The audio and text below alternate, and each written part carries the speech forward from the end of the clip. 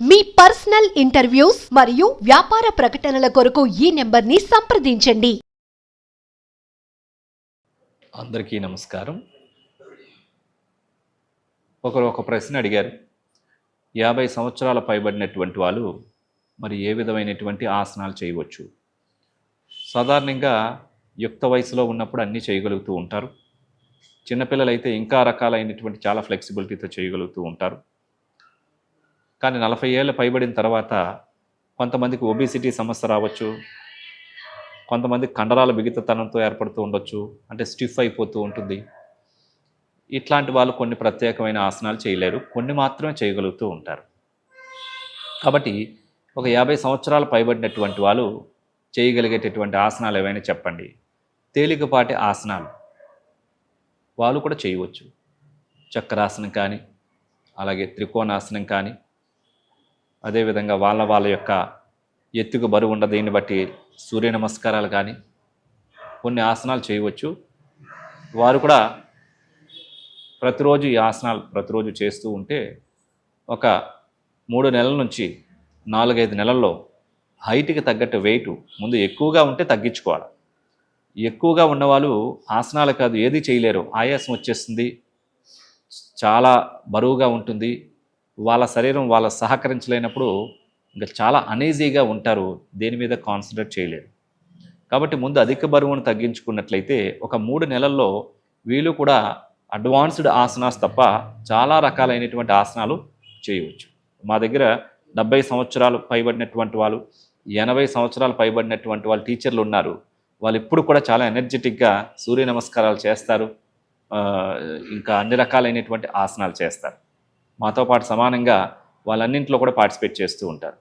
కాబట్టి ఈ యోగా సాధన ఎంత తొందరగా ప్రారంభించగలిగితే జీవితంలో వాళ్ళ యొక్క యవ్వనాన్ని వాళ్ళు సంరక్షించుకుంటూ, వాళ్ళ యొక్క ఆరోగ్యాన్ని వాళ్ళను ఆదా చేసుకుంటూ, వాళ్ళ యొక్క జీవన విధానాన్ని వాళ్ళు పూర్తిగా ఆస్వాదించగలిగే విధంగా శారీరక శక్తి సామర్థ్యాలను పెంచడానికి ఈ యోగాసనాలు ఎంతగానో ఉపయోగపడతాయని చెప్పవచ్చు. అందులో ఈరోజు కొన్ని ఆసనాలు మనం చేసి తెలుసుకుందాం. త్రికోణ ఆసనం, అర్ధచక్రాసనం, వాటిని ఏ విధంగా చేయాలో చేసి చూద్దాం. స్టాండింగ్ పొజిషన్లో నిలబడిన తర్వాత పాదాలు 2 జతలో ఉంటాయి, 2 చేతులు శరీర పక్క భాగాలు తాకుతూ ఉంటాయి. ఇప్పుడు ఈ స్థితిలో 2 కాళ్ళని ఒక 2 feet డిస్టెన్స్లో ఉంచుకోవాలి. ఎడమ కాలం ఒక 1 feet, కుడి కాలను ఒక 1 feetలో ఉంచి ఇప్పుడు ఎడమ కాలు పాదాన్ని ఎడమ వైపు తిప్పి ఉంచి ఇప్పుడు 2 చేతులని కూడా భుజాలకు సమాంతరంగా రైట్ చేసి ఇప్పుడు నిదానంగా లెఫ్ట్ సైడ్ బెండ్ అయ్యి లెఫ్ట్ హ్యాండ్తో లెఫ్ట్ లెగ్ టచ్ చేసి పూర్తిగా రైట్ హ్యాండ్ చూస్తున్న విధంగా ఉండాలి, బ్యాలెన్సింగ్ చూసుకోవాలి. ఇప్పుడు నిదానంగా యథాస్థితికి రావాలి. చేతులు 2 రిలీజ్ చేసి ఇప్పుడు కుడికాలు యొక్క పాదాన్ని కుడివైపుకి తిప్పి 2 చేతులు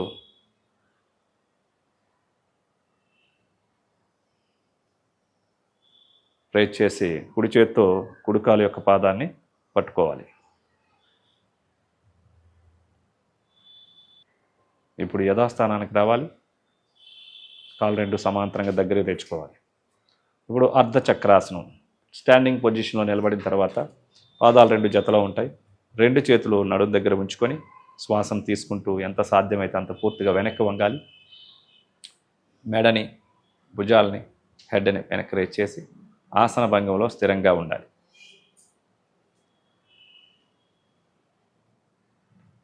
ఇప్పుడు యథాస్థానానికి రావాలి. చూసారు కదండి, 50 years పైన వయసు పైబడినటువంటి వాళ్ళు కాస్త తేలికపాటి ఆసనాలతో స్ట్రెయిన్ అవ్వకుండా, కంగారు పడకుండా ముందు బేసిక్ ఆసనాల నుంచి ప్రారంభించినట్లయితే మీకు ఏ రకమైనటువంటి కష్టం ఉండదు.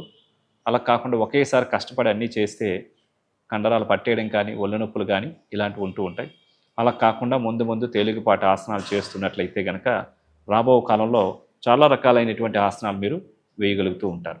కాబట్టి 50 years కాదు, 60 years కాదు, 70 years పైబడినటువంటి వాళ్ళు కూడా యోగా అనేటటువంటి చేయవచ్చు. ఈ యోగా అనేటటువంటిది అన్ని వయసులకి ఉపయోగపడేటటువంటిది.